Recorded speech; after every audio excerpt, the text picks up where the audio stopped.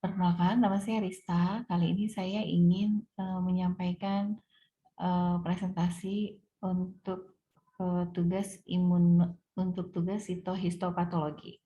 Prinsip dasar imunohistokimia. Metode deteksi protein ada beberapa cara. Ada ICC, immunocytochemistry, ada IHC, immunohistochemistry, ada Western blotting, ELISA, dan flow cytometry. Kelebihan IHK, antibodi mengikat antigen secara spesifik, memberikan informasi lokasi pasti, dapat digunakan untuk menemukan sel dan protein tertentu, dapat digunakan untuk mengidentifikasi kejadian seluler, misal apoptosis. Aplikasi prognostic markers in cancer, tumor of uncertain histogenesis, metastasis, responses to treatments, infection, neurodegenerative disease, muscle disease, brain trauma. Ini adalah beberapa respon treatment atau pemeriksaan yang biasa diminta pada pemeriksaan imunohistokimia. Di bagian sini ada singkatannya, kemudian panjangannya, kemudian di paling sebelah sini adalah tentang pemeriksaan yang biasa digunakan. Imunohistokimia atau IHK menggabungkan teknik histologis, imunologis, dan biokimia untuk identifikasi komponen jaringan tertentu melalui reaksi antigen-antibodi spesifik yang ditandai dengan label yang terlihat.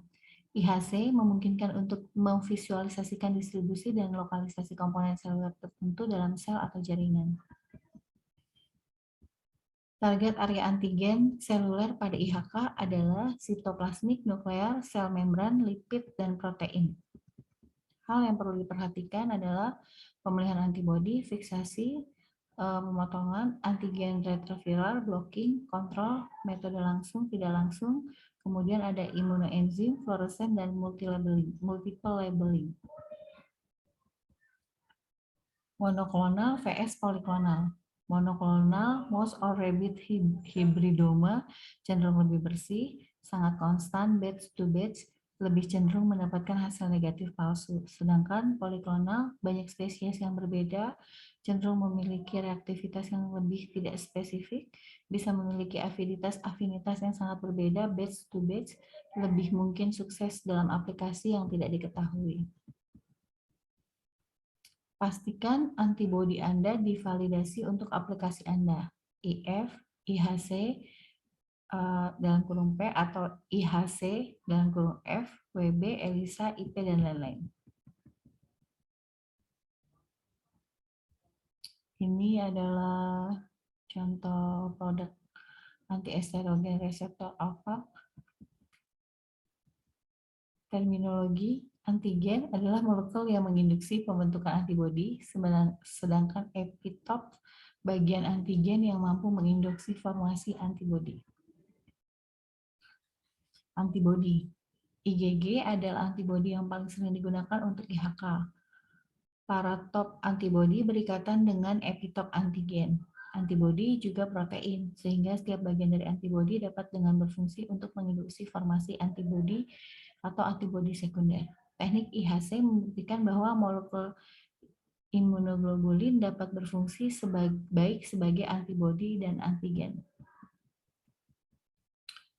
Ini adalah gambar dari antibodi A, ada gambar dari antibodi sebagai adalah gambaran antibodi A secara khusus berikatan dengan antigen A pada bagian tersebut. Kemudian antigen B digambarkan sebagai determinan antigen kedua yang merupakan bagian dari molekul anti A, antibodi anti B yang dibuat dengan spesies kedua yang akan berikatan dengan determinan ini. Dengan demikian disebut sebagai antibodi sekunder.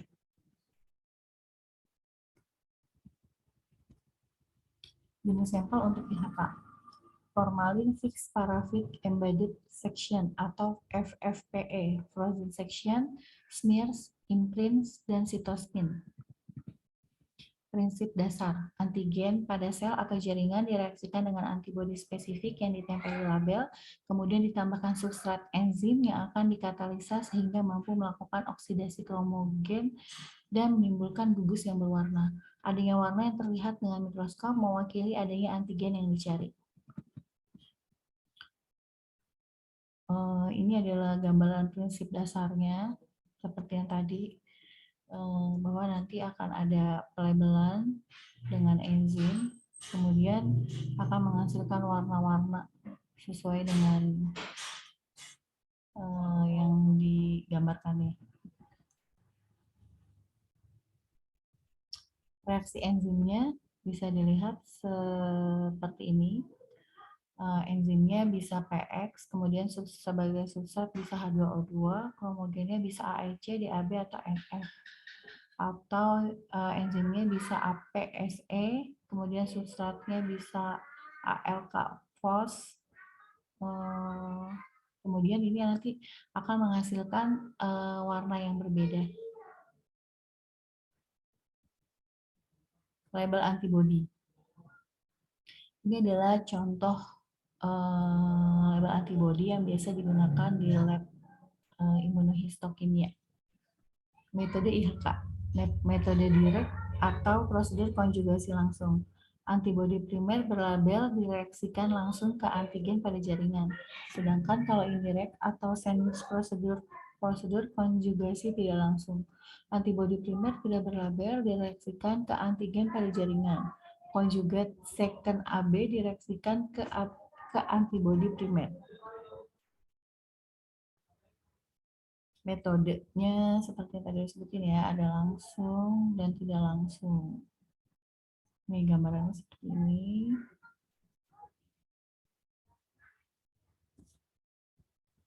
Jenis metode IHK indirect, peroksidase, antiperoksidase, PAP.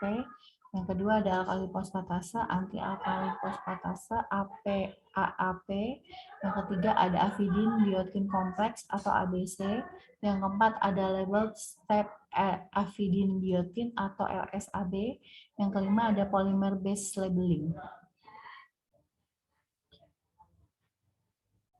Metode peroksidase, antiperoksidase, PAP, alkali fosfatase. Gambarannya seperti ini ya.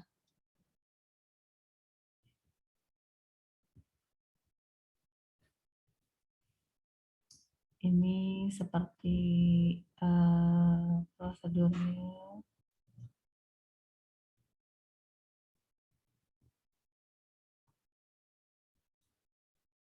Metode avidin biotin. Metode ini mengatasi beberapa permasalahan yang berhubungan dengan sistem ABC yang mensubstitusi streptavidin dengan avidin dan mengkonjugasi secara langsung streptavidin menjadi molekul enzim.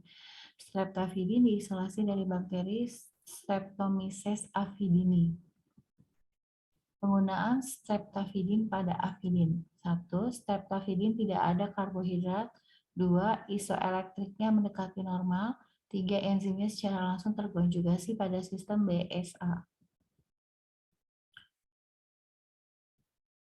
Komparasi metode. Ini adalah komparasi metode direct yang di sini. Kemudian ini dengan amplifikasi AB method yang di bawah itu dengan LSAB method.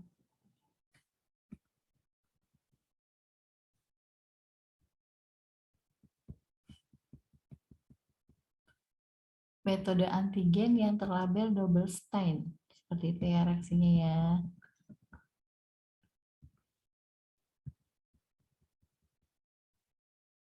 Kontrol positif, kontrol negatif, spesifik negatif kontrol atau reagen kontrol, non spesifik negatif kontrol atau tisu kontrol. Ini contohnya pada apa nih? H. pylori indifect cell dot. Kontrol positif. Kontrol positif tujuannya adalah untuk mengecek prosedur kualitas reagen. Jaringan lain yang mengandung antigen understudy ikut semua tahap, prosedur tahap durasi, reagensia, spesifitas, konsentrasi, retrieval. hasil karena ini kontrol positif, maka otomatis hasilnya ya harus positif. Kontrol negatif adalah spesifik kontrol. Tujuannya adalah untuk mengecek spesifisitas antibodi primer. Jaringan lain tanpa antigen understudy ikut semua tahap.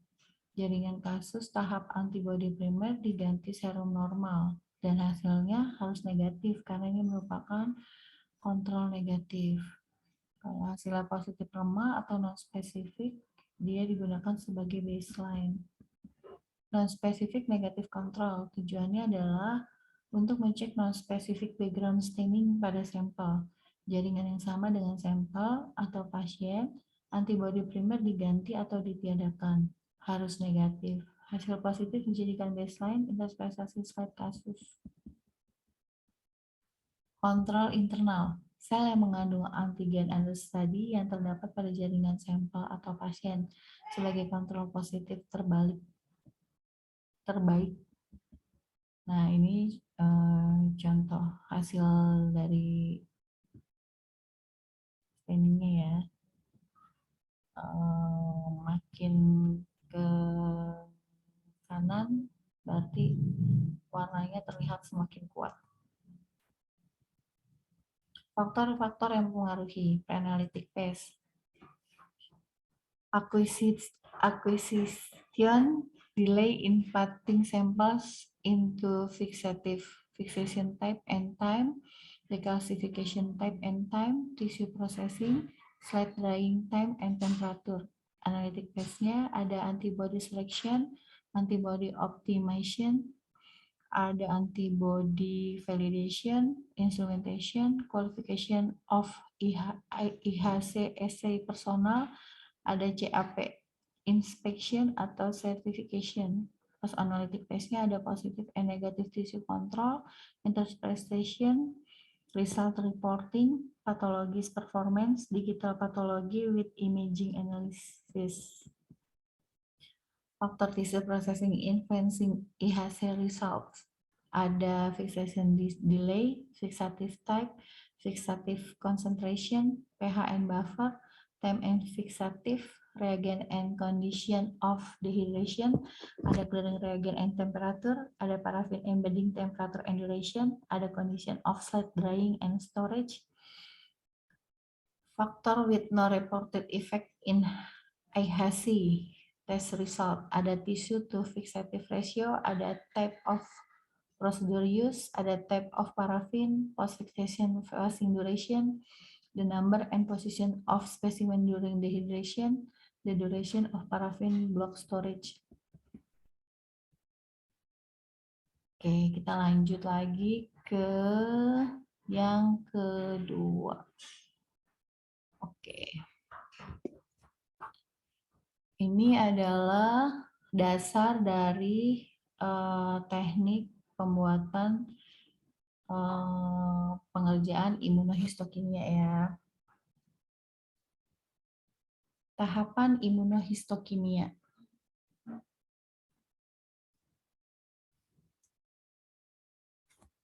Tahapan imunohistokimia yang pertama, pembuangan parafin dari permukaan sel. Pemberian H2O2 untuk blocking menghambat enzim peroksidase homogen yang ada di jaringan. Lalu antigen retrovirular atau pemulihan antigen, penambahan antibodi primer sekunder, penambahan substrat untuk pewarnaan. Devaksin deparafinisasi. Langkah ini adalah untuk membuang parafin dari permukaan sel sehingga antigen yang dicari dapat terdeteksi oleh antibodi. Kemudian pembilasan dilakukan di setiap selesai tahapan IHK. Ini akan membuang protein dan bahan kimia yang tidak diinginkan. PBS kecuali metode AP atau TBS dengan atau tanpa twin 20. Antigen retroviral. Pengenalan antibodi antigen tergantung pada struktur protein. Perubahan konfirmasi protein yang disebabkan oleh filtrasi formalin dapat menutupi epitop, dengan demikian mempengaruhi antigenesis protein dalam jaringan yang diberi formalin. Untuk memulihkan bagian antigenesis jaringan yang telah ditutup dengan fiksasi formalin, maka harus dilakukan antigen retroviral. Pertama, pemanasan. Kedua, enzim proteolitik. Enzim retroviral. HIER, Heat Induced Epitope Retroviral. Metode sederhana memanaskan bagian jaringan dalam larutan buffer untuk meningkatkan sinyal imunohistokimia. Suhu tinggi, renaturasi protein pada jaringan. Ini bisa menggunakan microwave, pressure cooker, water bath, atau autoclave. Membutuhkan buffer dengan perbedaan pH dan konsentrasi. Kalau sitrat pada pH 6, EDTA 8, tris EDTA pada pH 9, tris HCl pada pH 10. Kekurangannya adalah perhatian selama dan setelah pemanasan. Slide tidak boleh kering karena ini akan menghancurkan antigenitas. Kemudian pemanasan dengan spesimen yang under fiksatif akan merusak detail inti. Jaringan berserat dan lemak cenderung terlepas dari slide.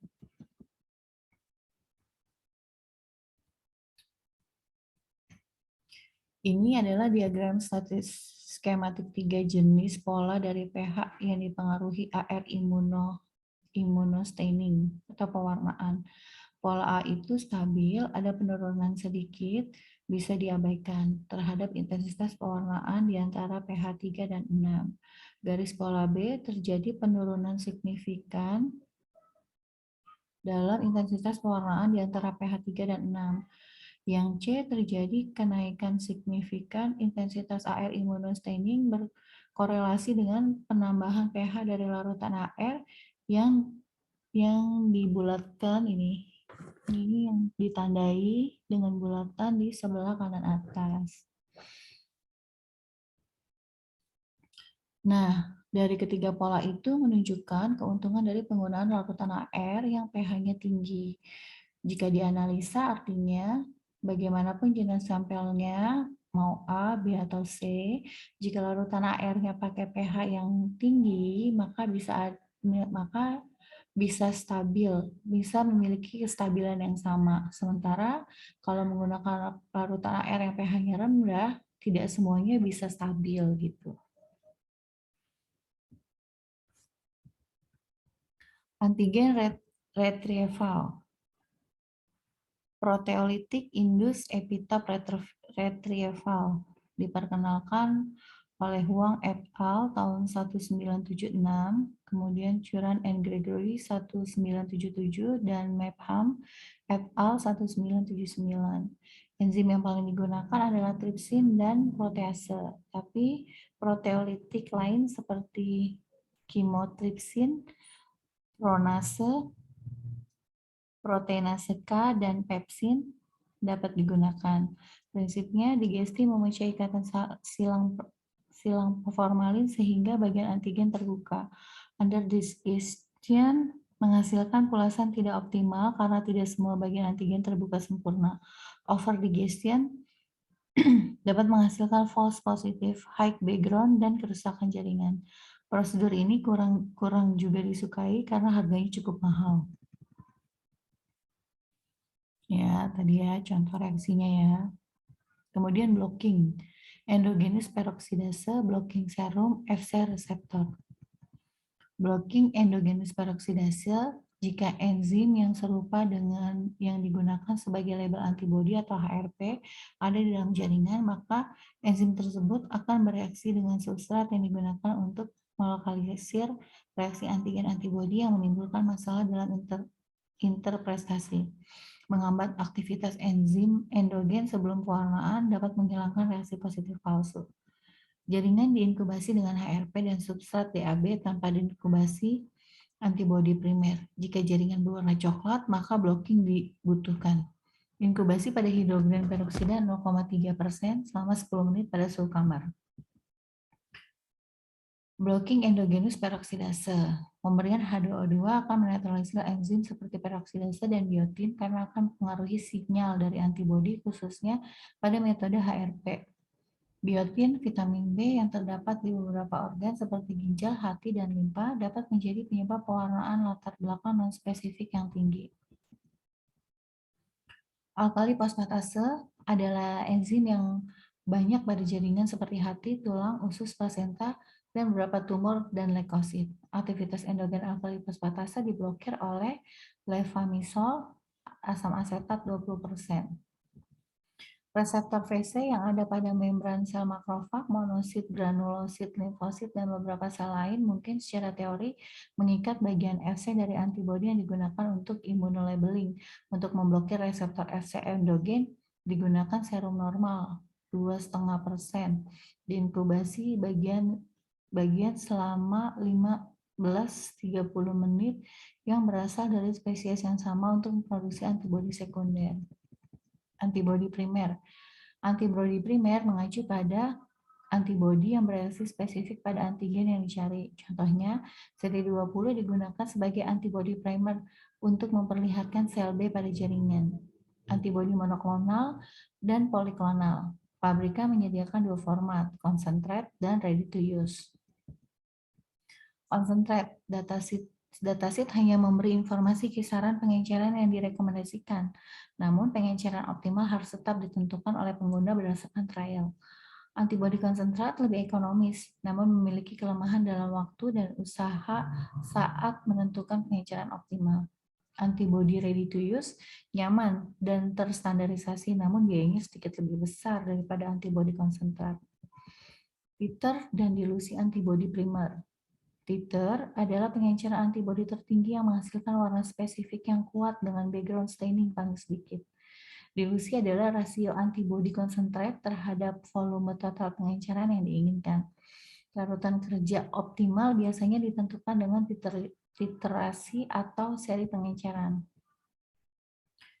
Ini adalah gambaran titer dan dilusi yang biasa digunakan dari mulai 1:50 sampai 1:800. Ini contoh gambaran titer dan dilusi di 1:50. Bisa terlihat islet selnya dan background stainingnya. Pada titer dan dilusi 1:800 itu gambarannya kurang baik ya. Kita nggak bisa bedain. Seperti yang 1:50. Di titer dan dilusi 1:200 memberikan kontras positif maksimal dengan tanpa background staining. Ini contoh gambar dari pulasan HE, LE, dan folikular limfoma. Waktu inkubasi berbanding terbalik dengan konsentrasi antibodi. Maka semakin tinggi konsentrasi antibodi, maka semakin pendek waktu inkubasinya. Periode inkubasi mulai dari 30 sampai 60 menit.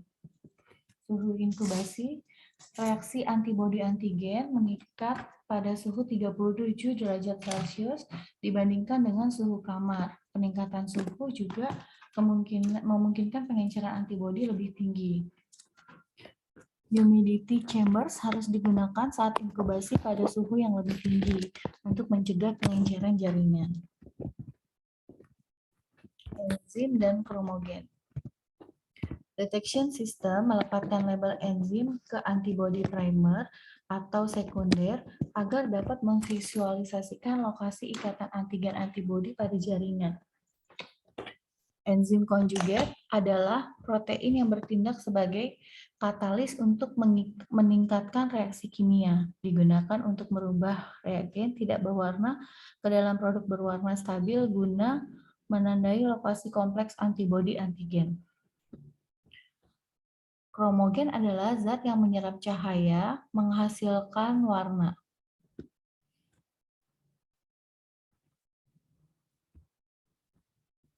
Enzim label yang umum digunakan pada IHK adalah horse radish peroksidasa atau HRP, kemudian ada alkali fosfatase atau AP.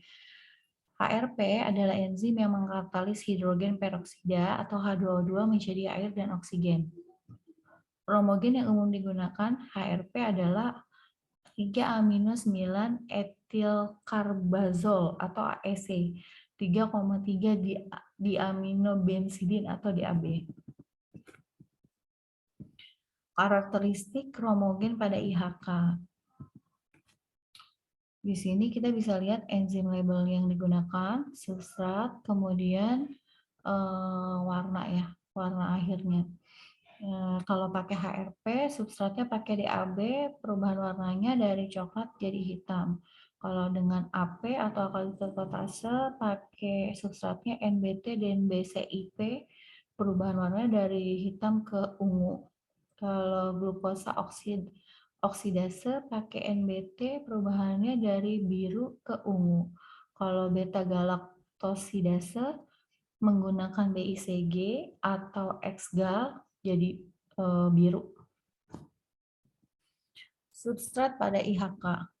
Nih substratnya bisa kita lihat ya, macam-macamnya ada di sebelah yang paling kiri. Kemudian formatnya dari sini, enzimnya apa aja yang dipakai. Kemudian tingkat sensitivitasnya diinfokan juga di sini.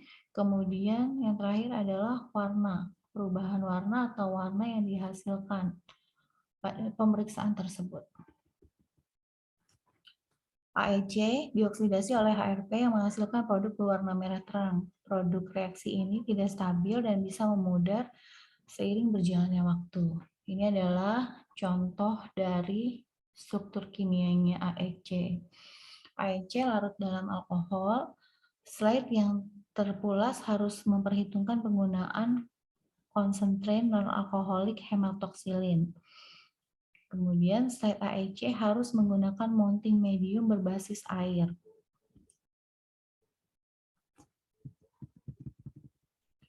DAB dioksidasi oleh HRP yang menghasilkan produk berwarna coklat gelap. Produk reaksi ini stabil dan tidak luntur seiring berjalannya waktu. Ini struktur DAB-nya ya. Ini dia. Contoh IHK dengan perbedaan kromogen. Satu dengan AEC, satunya lagi dengan DAB.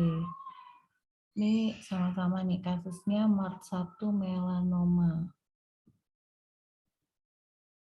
Slide DAB dapat menggunakan permanen organic base mounting media. Dalam beberapa prosedur IHK, warna coklat gelap dapat dimodifikasi dan diintensifkan dengan menambahkan logam tembaga atau kobalt ke dalam larutan DAB.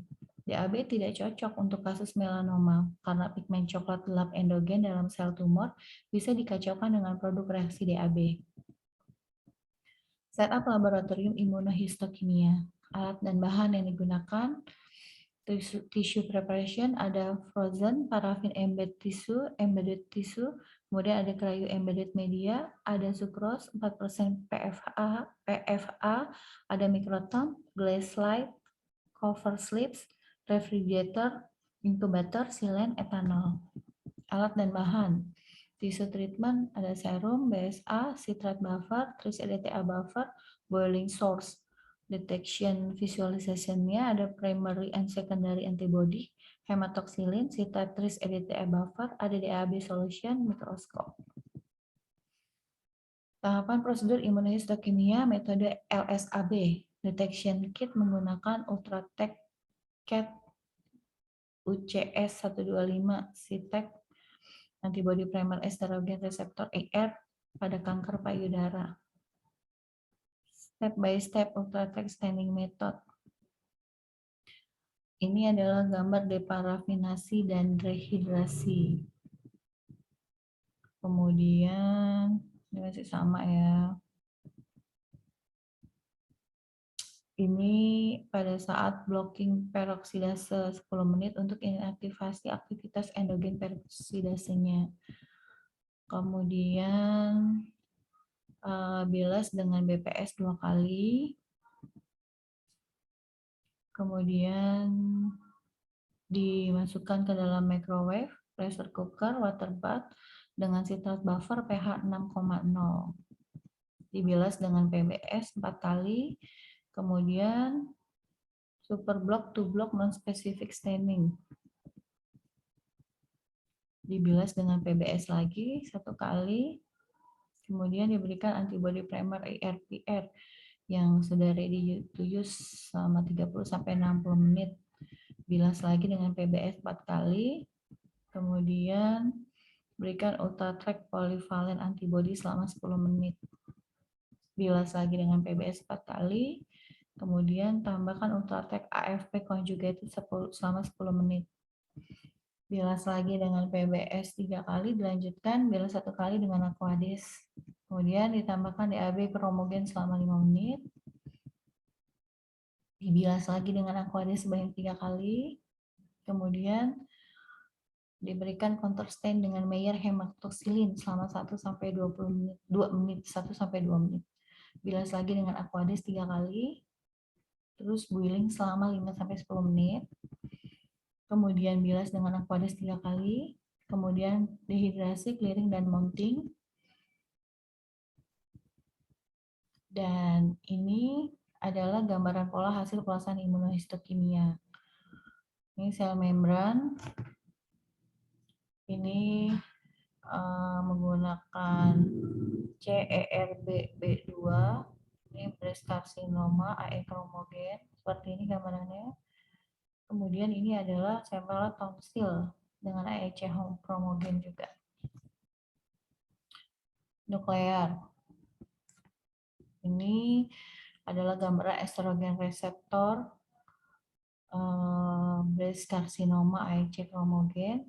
Sementara yang ini adalah silin D1 mantle cell lymphoma DAB chromogen. Sitoplasmik. Ini gambarannya seperti ini ya. Ini infection agents. Seperti ini gambarannya pada hepatitis B. Ini pada Toxoplasma gondii dan adenovirus. Terima kasih. Sekian presentasi dari saya. Semoga bermanfaat dan bisa memberikan informasi pada yang mendengarkan.